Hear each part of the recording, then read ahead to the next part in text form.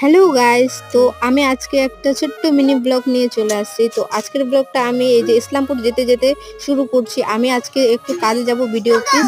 আর এই যে দেখতে পাচ্ছ বিডিও অফিসের গার্ডেনটা কি সুন্দর ফুলে ভরা। আর আমি আমার পিছে চলে আসছি, ঠিক আছে, আমাদের একটু কাজ ছিল তাই। আর এই যে বিডিও অফিসের গার্ডেন থেকে আমি এই ফুলগুলো আনছি আমার বাবুর জন্য। আর এখানে আসে দেখি যে বাবু আমার হাতের পর হাত দিয়ে আছে, কিন্তু রেগে গেছে, ফুলটা আমার নিচ্ছেই না। কি বলবো বলো তো।